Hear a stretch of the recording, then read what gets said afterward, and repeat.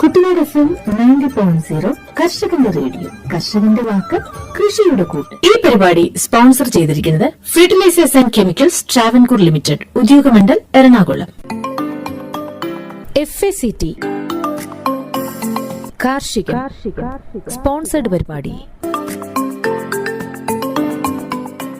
PM Pranam എന്ന പദ്ധതിയെപ്പറ്റി പരിചയപ്പെടാം. 2023 ജൂൺ 28 മാതൃഭൂമിയുടെ പുനരുദ്ധാരണം, അവബോധം വളർത്തൽ, പോഷണം മെച്ചപ്പെടുത്തൽ എന്നിവയ്ക്കായുള്ള പ്രധാനമന്ത്രിയുടെ PM പ്രണാം എന്നറിയപ്പെടുന്ന ഒരു സംരംഭം ഇന്ത്യ ഗവൺമെന്റ് അവതരിപ്പിച്ചു. കാർഷിക രീതിയിലേക്കുള്ള അനിവാര്യമായ മാറ്റം സൂചിപ്പിക്കുന്ന ഒരു പരിപാടിയാണിത്. രാജ്യത്തിന്റെ ദീർഘകാല ഭക്ഷ്യസുരക്ഷ ഉറപ്പാക്കുന്നതിൽ മണ്ണിന്റെ ആരോഗ്യത്തിന്റെ പ്രാധാന്യം തിരിച്ചറിയുക, രാസവളങ്ങളുടെ ഉപയോഗവുമായി ബന്ധപ്പെട്ട് വർദ്ധിച്ചു വരുന്ന ആശങ്കകൾ പരിഹരിക്കുന്നതിൽ പ്രധാനമന്ത്രി പ്രണാം പദ്ധതി പ്രത്യേകം ശ്രദ്ധ കേന്ദ്രീകരിക്കുന്നു.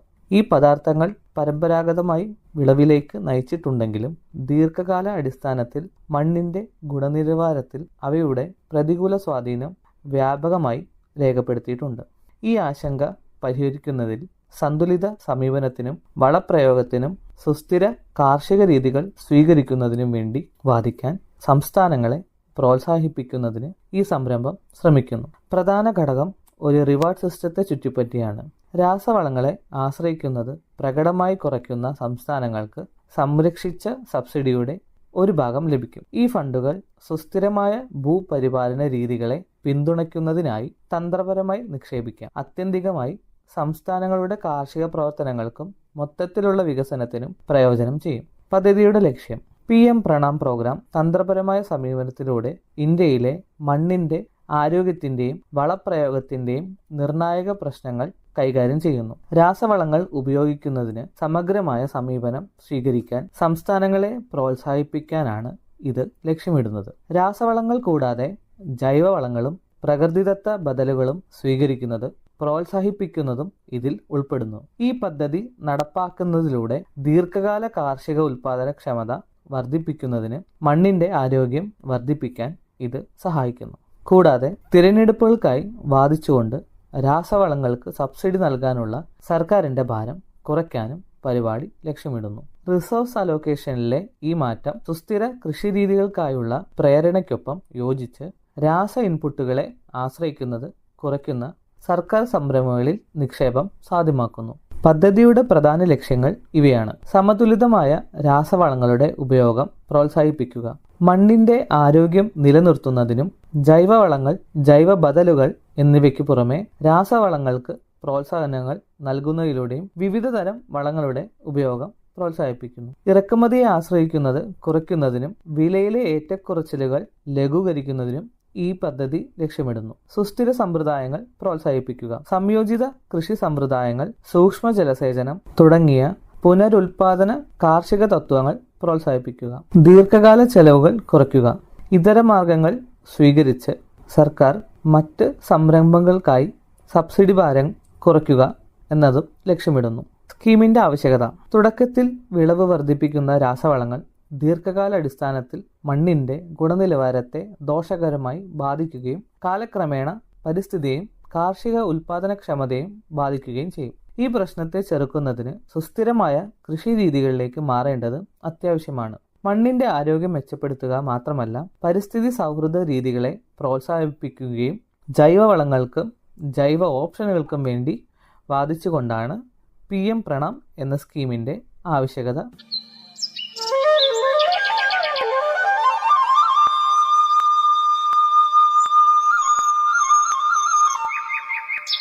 ഈ പരിപാടി നിങ്ങൾക്കായി അവതരിപ്പിക്കുന്നത് FACT ഉദ്യോഗമണ്ഡൽ, എറണാകുളം. നമോ ഡ്രോൺ ദീദി പദ്ധതി department of agriculture and farmers welfare, department of rural development, ministry of fertiliser എന്നിവയുൾപ്പെടെയുള്ള പ്രധാന സർക്കാർ വകുപ്പുകൾ സഹകരിച്ച് രൂപകൽപ്പന ചെയ്ത ഒരു കേന്ദ്രമേഖലാ പദ്ധതിയാണ് നമോ ഡ്രോൺ ദീദി പദ്ധതി.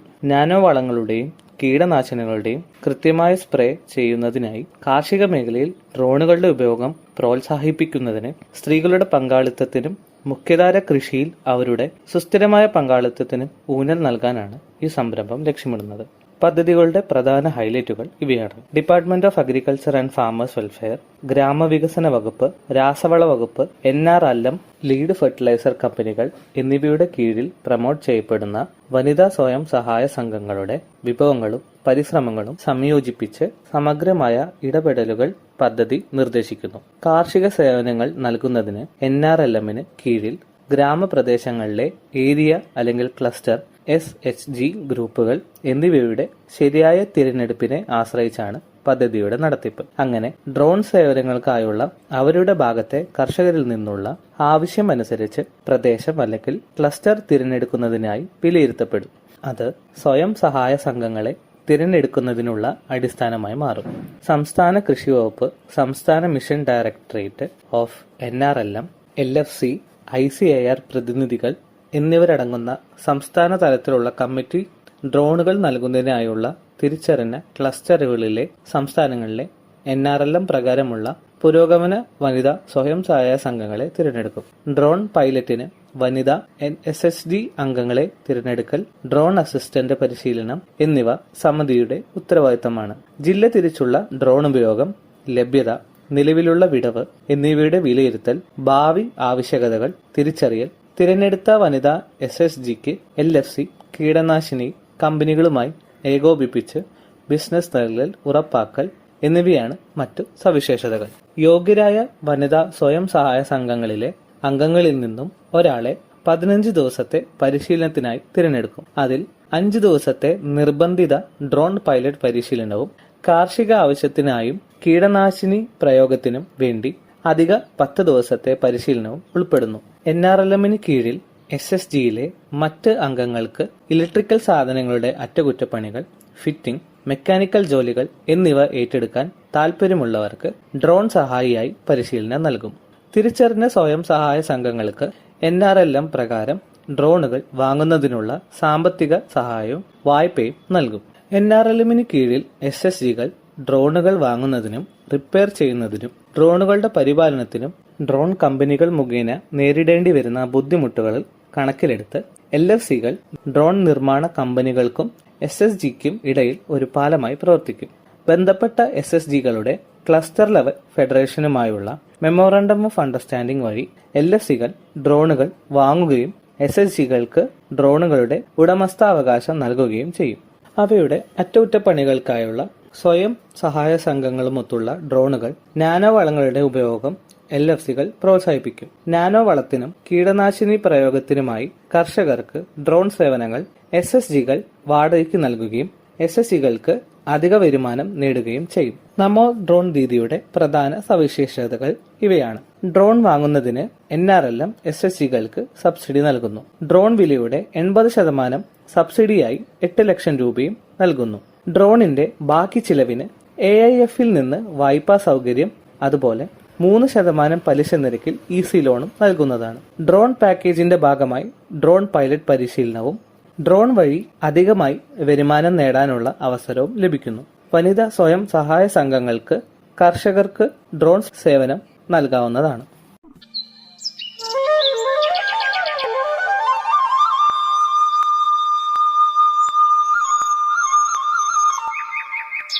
ഈ പരിപാടി നിങ്ങൾക്കായി അവതരിപ്പിക്കുന്നത് SCCT ഉദ്യോഗമണ്ഡൽ, എറണാകുളം.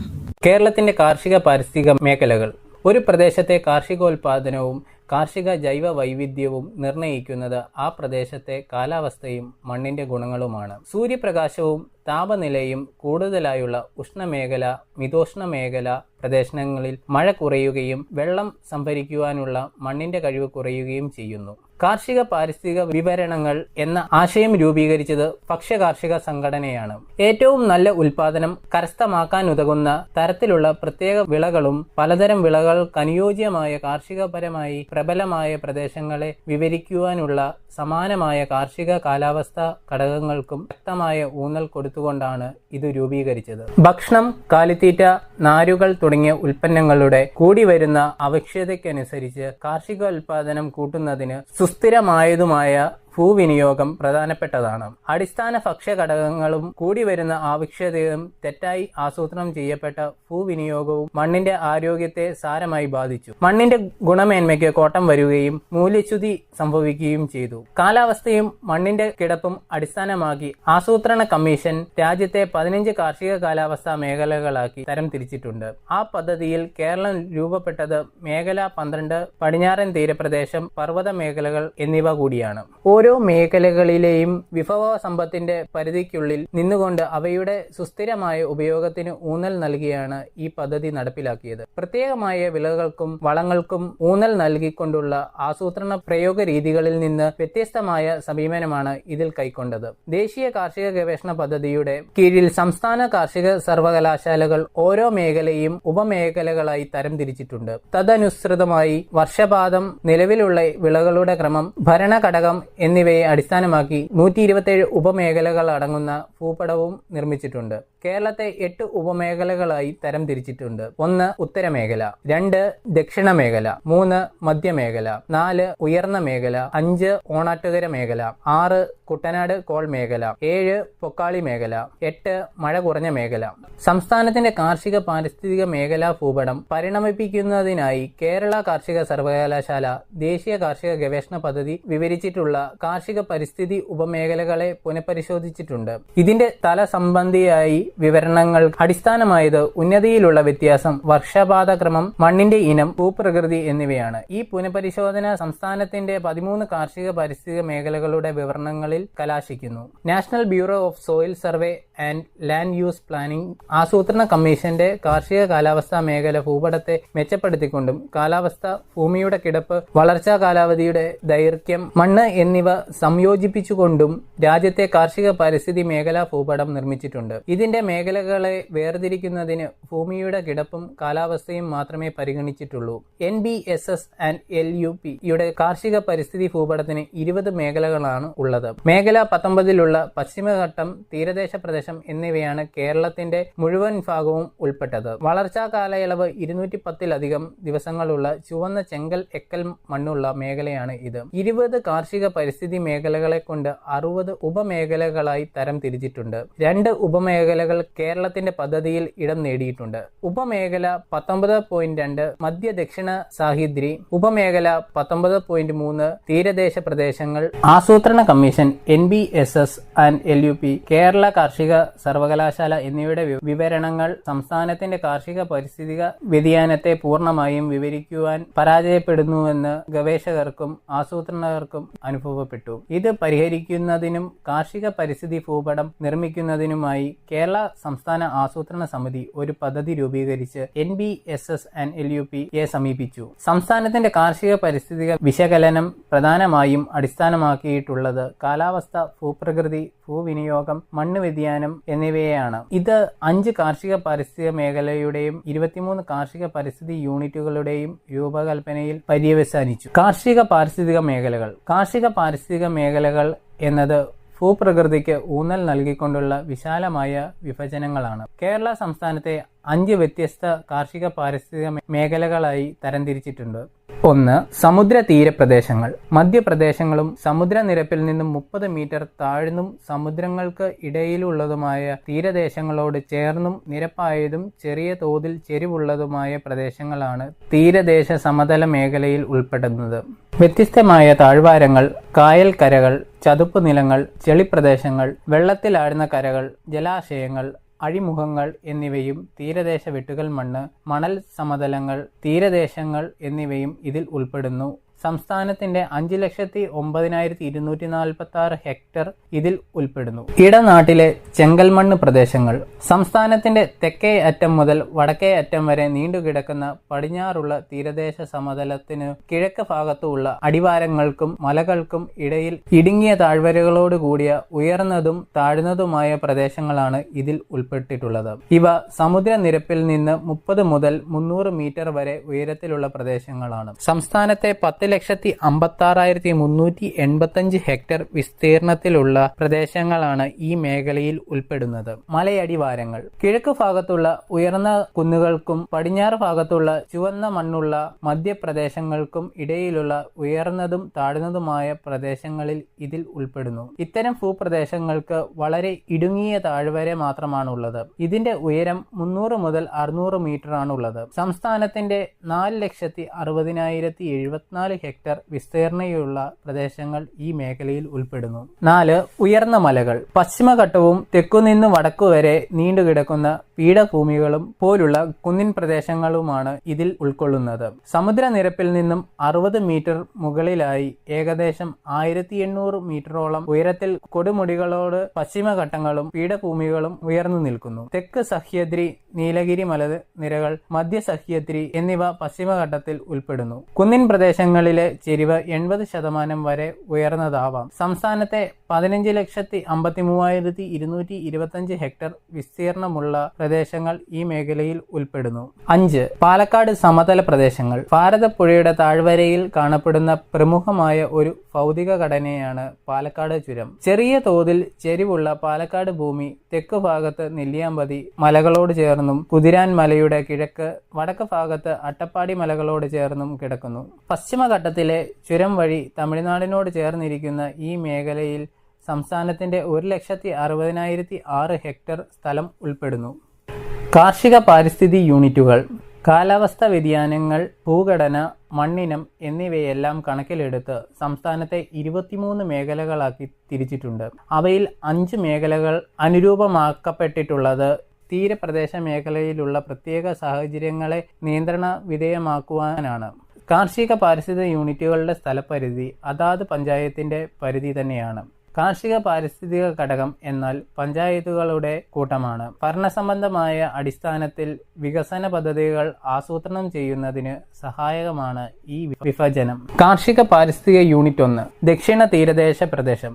തെക്ക് തീരദേശ സമതലം, മണൽ മണ്ണ് പ്രമുഖമായിട്ടുള്ള നിരപ്പായ തീരദേശ പ്രദേശങ്ങളെ പ്രതിനിധാനം ചെയ്യുന്നു. തിരുവനന്തപുരം മുതൽ എറണാകുളം വരെയുള്ള തീരദേശങ്ങളിലുള്ള 42 പഞ്ചായത്തുകൾ ഇതിൽ ഉൾപ്പെടുന്നു. മഴ ലഭിക്കുന്ന ഈർപ്പമുള്ള ഉഷ്ണമേഖലാ പ്രദേശങ്ങളാണ് ഇവ. 10 വർഷത്തിൽ ഒരു വർഷമാണ് മിതമായ വാർഷിക വരൾച്ചയ്ക്കുള്ള സാധ്യത. വടക്ക് കിഴക്ക് കാലവർഷ കാലത്തുള്ള മിതമായ വരൾച്ചയുടെ സാധ്യത 10 വർഷത്തിൽ 2 തവണയാണ്. മധ്യ ഏപ്രിൽ മുതൽ ഡിസംബർ ആദ്യവാരം വരെ 20 മില്ലിമീറ്റർ കൂടുതൽ മഴ തുടർച്ചയായി 2 ആഴ്ച ലഭിക്കുവാനുള്ള സാധ്യത കൂടുതലാണ്. ഏപ്രിൽ പകുതി മുതൽ ഡിസംബർ 3-ാം വാരം വരെ വിളകൾക്കാവശ്യമായ മണ്ണിലെ ഈർപ്പം മിതമായ അളവിൽ ആയിരിക്കും. വാർഷിക വിളകളുടെ വളർച്ചാ കാലത്തിന്റെ ദൈർഘ്യം 33 ആഴ്ചയും വരണ്ട കാലയളവ് 19 ആഴ്ചയുമാണ്. പ്രധാനമായി കരകളിൽ തെങ്ങ് കൃഷിയും താഴ്ന്ന നിലങ്ങളിൽ നെൽകൃഷിയുമാണ്. സംസ്ഥാനത്തിന്റെ 56,782 ഹെക്ടർ ഭൂമി ഈ മേഖലയിൽ ഉൾപ്പെടുന്നു. കാർഷിക പാരിസ്ഥിതിക യൂണിറ്റ് 2. ഉത്തര തീരപ്രദേശം. വടക്ക് തീരദേശ സമതലം എന്നാൽ തൃശൂർ ദേശം മുതൽ സംസ്ഥാനത്തിന്റെ വടക്കേ അറ്റം വരെയുള്ള 77 പഞ്ചായത്തുകളും എറണാകുളത്തെ വടക്കൻ തീരദേശ സമതലങ്ങളും ഉൾപ്പെടുന്നു. മണൽ മണ്ണ് പ്രമുഖമായിട്ടുള്ള നിരപ്പായ പ്രദേശങ്ങളിൽ ഈർപ്പമുള്ള ഉഷ്ണമേഖലാ കാലവർഷവും കാണപ്പെടുന്നു. മിതമായ വാർഷിക വരൾച്ചയ്ക്കുള്ള സാധ്യത 10 വർഷത്തിൽ ഒരിക്കലാണ്. വടക്ക് കിഴക്കൻ കാലവർഷ കാലത്തുള്ള മിതമായ വരൾച്ചയുടെ സാധ്യത 10 വർഷത്തിൽ 2 തവണയാണ്.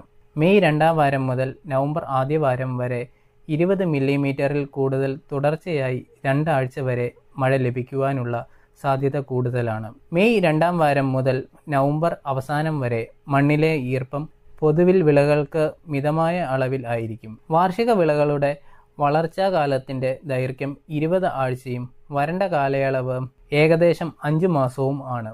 പ്രധാനമായി കരമണലിൽ തെങ്ങ് കൃഷിയും താഴ്ന്ന നിലങ്ങളിൽ നെൽകൃഷിയുമാണ്. സംസ്ഥാനത്തിന്റെ ഭൂവിസ്തൃതി 1,22,970 ഹെക്ടർ ഇതിൽ ഉൾപ്പെടുന്നു. കാർഷിക പരിസ്ഥിതി യൂണിറ്റ് 3. ഓണാട്ടുകര മണൽ മണ്ണ്. കൊല്ലം, ആലപ്പുഴ ജില്ലകളിലെ 43 പഞ്ചായത്തുകൾ, തീരദേശത്തുള്ള മധ്യപ്രദേശങ്ങൾ എന്നിവ ഉൾക്കൊള്ളുന്നതാണ് ഓണാട്ടുകര മണൽ സമതലം. മണൽ മണ്ണ് പ്രമുഖമായിട്ടുള്ള നിരന്ന പ്രദേശങ്ങൾ, ഈർപ്പമുള്ള ഉഷ്ണമേഖല കാലവർഷവും കാണപ്പെടുന്നു. മിതമായ വാർഷിക വരൾച്ചയ്ക്കുള്ള സാധ്യത ഒഴിവാക്കാവുന്നതാണ്. എന്നിരുന്നാലും വടക്കു കിഴക്കൻ കാലവർഷ കാലത്തുള്ള മിതമായ വരൾച്ചയുടെ സാധ്യത 10 വർഷത്തിൽ 2 തവണയാണ്. ഏപ്രിലിനും നവംബറിനും ഇടയിൽ 2 ആഴ്ച 20 മില്ലിമീറ്ററിൽ കൂടുതൽ തുടർച്ചയായി മഴ ലഭിക്കും. ഡിസംബർ 2-ാം വാരം വരെ മണ്ണിലെ ഈർപ്പം പൊതുവെ വിളകൾക്ക് മിതമായ അളവിലായിരിക്കും. വാർഷിക വിളയുടെ വളർച്ചാ കാലത്തിന്റെ ദൈർഘ്യം 37 ആഴ്ചയും വരൾച്ചാ കാലയളവ് ഏകദേശം 4 മാസവുമായിരിക്കും. പ്രധാനമായി കരമണ്ണിൽ തെങ്ങ് കൃഷിയും താഴ്ന്ന നിലങ്ങളിൽ നെൽകൃഷിയുമാണ്. സംസ്ഥാനത്തിന്റെ 67,447 ഹെക്ടർ ഭൂമി ഈ മേഖലയിലാണ്. കാർഷിക പാരിസ്ഥിതിക യൂണിറ്റ് 4 കുട്ടനാട്. പത്തനംതിട്ട, കോട്ടയം, ആലപ്പുഴ എന്നീ ജില്ലകളിലെ 69 പഞ്ചായത്തുകളിലായി പരന്നുകിടക്കുന്ന ജലമഗ്നമായ കരകൾ ചേർന്നതാണ് കുട്ടനാട് എന്ന പ്രത്യേക കാർഷിക പാരിസ്ഥിതിക ഘടകം. ഈ കരകളുടെ ഏറിയ ഭാഗങ്ങളും സമുദ്രനിരപ്പിന് താഴെയോ അല്ലെങ്കിൽ തൊട്ടുമുകളിലോ സ്ഥിതി ചെയ്യുന്നതും ഈർപ്പമുള്ളതും മഴയോട് കൂടിയതുമായ ഉഷ്ണമേഖല കാലാവസ്ഥ അനുഭവപ്പെടുന്നതും ആയിരിക്കും. മിതമായ വാർഷിക വരൾച്ചയ്ക്കുള്ള സാധ്യത ഒഴിവാക്കാമെങ്കിലും 10 വർഷത്തിലൊരിക്കൽ വടക്കുകിഴക്കൻ കാലവർഷകാലത്ത് മിതമായ വരൾച്ചയ്ക്ക് സാധ്യതയുണ്ട്. മധ്യ ഏപ്രിൽ മുതൽ നവംബർ അവസാനം കാലയളവിനിടെ 2 ആഴ്ച വരെ 20 മില്ലിമീറ്ററിൽ കൂടുതൽ തുടർച്ചയായി മഴ ലഭിക്കുവാനുള്ള സാധ്യത കൂടുതലാണ്. കരപ്രദേശങ്ങളിൽ ഏപ്രിൽ മധ്യവാരം മുതൽ ഡിസംബർ 3-ാം വാരം വരെ മണ്ണിന്റെ ഈർപ്പം പൊതുവെ വിളകൾക്ക് മിതമായ അളവിലായിരിക്കും. കരമണ്ണിൽ വാർഷിക വിളകളുടെ വളർച്ചാ കാലയളവ് 34 ആഴ്ചയും വരണ്ട കാലയളവ് ഏകദേശം 4 മാസവുമായിരിക്കും. കുട്ടനാട്ടിൽ നെൽകൃഷി സുഗമമായി മാകുന്നതിനായി കടൽ വെള്ളം കയറുന്നത് തടയേണ്ടതുണ്ട്. അതിനായി വരമ്പുകളും അണകളും വേണം. വർഷം മുഴുവൻ വെള്ളത്തിനടിയിൽ കിടക്കുന്ന പാടങ്ങളിൽ നിന്നും വെള്ളം പമ്പ് ചെയ്ത് കളയാനാണ് ഇവിടെ നെൽകൃഷി സാധ്യമാകുന്നത്. താഴ്ന്ന നിലകളിൽ നെല്ലും കരപ്രദേശത്ത് തെങ്ങുമാണ് കൃഷി ചെയ്തു വരുന്നത്. സംസ്ഥാനത്തിന്റെ 1,26,931 ഹെക്ടർ ഭൂമി കുട്ടനാട് പ്രദേശങ്ങളിൽ ഉൾപ്പെടുന്നു.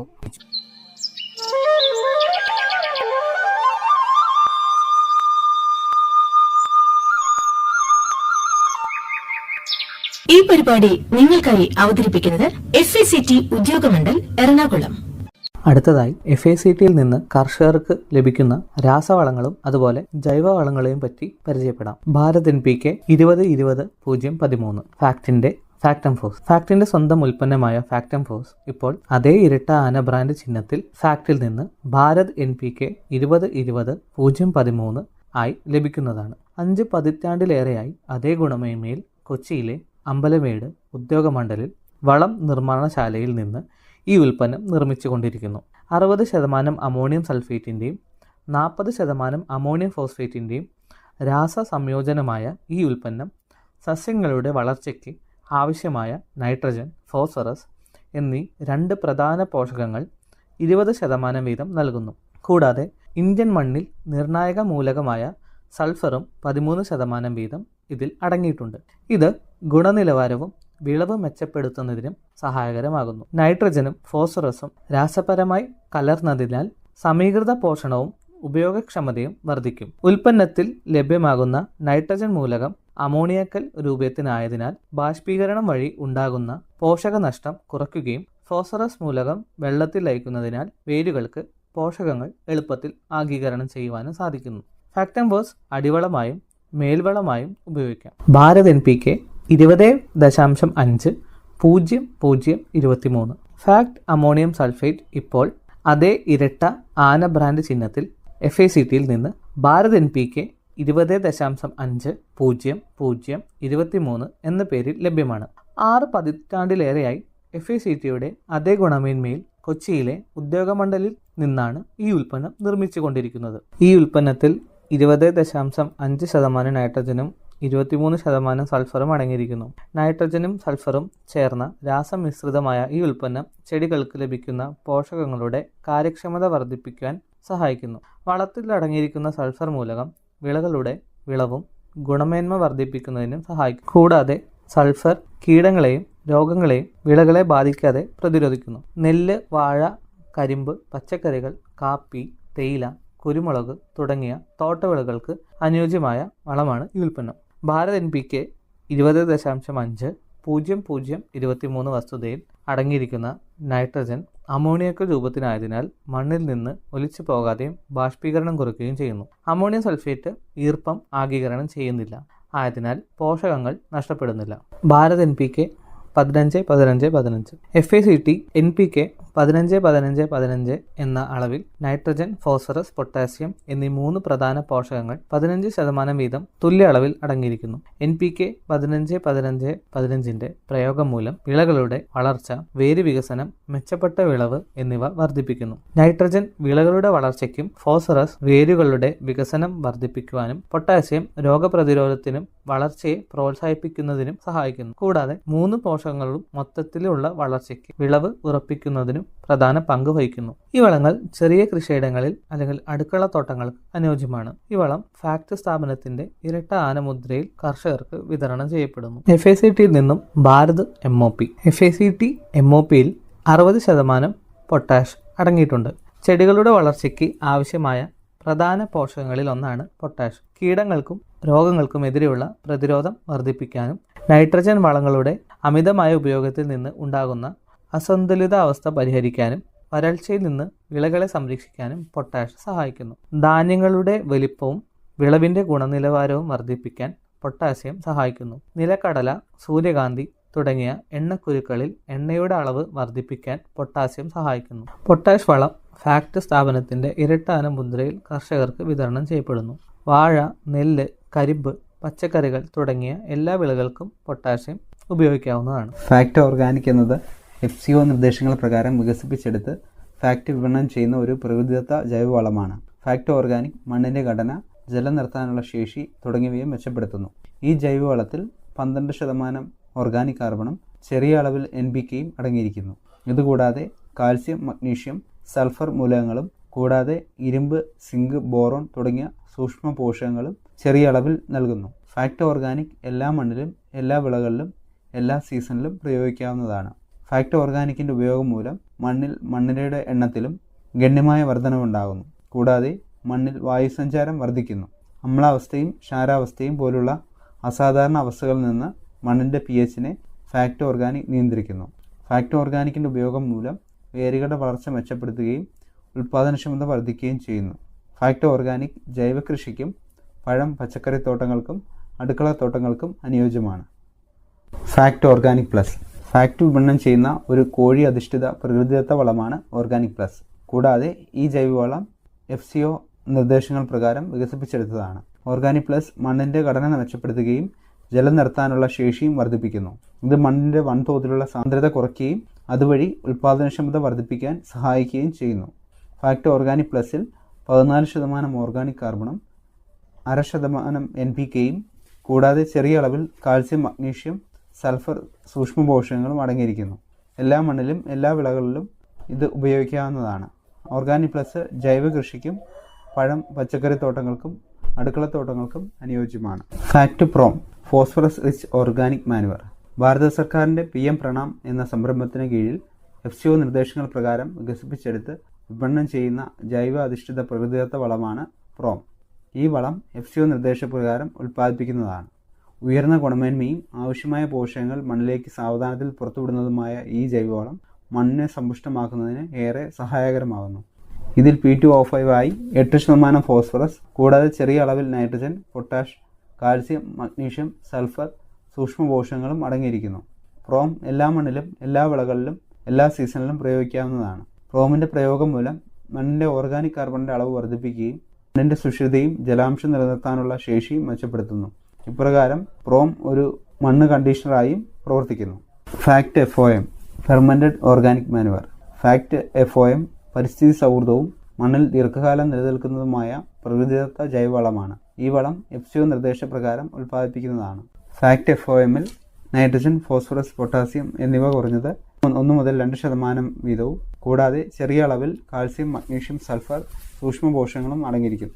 മണ്ണിൻ്റെ ഘടനയെ പരിപോഷിപ്പിക്കുകയും ചെടികൾക്ക് പോഷക ലഭ്യത വർദ്ധിപ്പിക്കുകയും ചെയ്യുന്ന FOM ജൈവ കൃഷിക്കും പഴം, പച്ചക്കറി തോട്ടങ്ങൾക്കും അടുക്കള തോട്ടങ്ങൾക്കും അനുയോജ്യമാണ്. പ്രോം എല്ലാ മണ്ണിലും, എല്ലാ വിളകളിലും, എല്ലാ സീസണിലും പ്രയോഗിക്കാവുന്നതാണ്. FACT PDM potash derived from molasses പൊട്ടാഷിൻ്റെ സ്വാഭാവിക ഉറവിടം എന്ന് വിശേഷിപ്പിക്കാവുന്ന ജൈവവളമാണ് ഫാക്ട് PDM. കരിമ്പ് പിഴിഞ്ഞു കെട്ടുന്ന ശർക്കരപ്പാവിൽ നിന്നും വികസിപ്പിച്ചെടുത്ത ഈ ജൈവവളത്തിൽ 14% പൊട്ടാസ്യം അടങ്ങിയിരിക്കുന്നു. ഈ ജൈവവളം FCO നിർദ്ദേശപ്രകാരം ഉൽപ്പാദിപ്പിക്കുന്നതാണ്. ചെറിയ അളവിൽ nitrogen, phosphorus, calcium, magnesium, sulphur കൂടാതെ ചെറിയ അളവിൽ സൂക്ഷ്മ പോഷകങ്ങളും അടങ്ങിയിട്ടുണ്ട്. PDM ഉപയോഗിക്കുന്നത് മൂലം ചെടികളിലെ സസ്യ ഹോർമോണുകളെ ഉണർത്തി വിളകളുടെ അഭിവൃദ്ധിക്കും അതിനോടൊപ്പം തന്നെ മണ്ണിന്റെ ഘടന, ജലം നിർത്താനുള്ള ശേഷി, മണ്ണിന്റെ ആരോഗ്യം എന്നിവ മെച്ചപ്പെടുത്തുകയും ചെയ്യുന്നു. മണ്ണിൽ ഒരിക്കൽ പ്രയോഗിച്ചാൽ സൂക്ഷ്മാണുക്കൾ പെരുകി മണ്ണിന്റെ ഫലപുഷ്ടിയും ഇതിനോടൊപ്പം വർദ്ധിപ്പിക്കുന്നു. ജൈവകൃഷിക്ക് ഏറ്റവും അനുയോജ്യമായ വളമാണ് PDM. എല്ലാ വിളകൾക്കും എല്ലാ മണ്ണിനും വിളകളുടെ വളർച്ചയെ പ്രതിരോധിക്കുന്നതിന് PDM അത്യുത്തമമാണ്.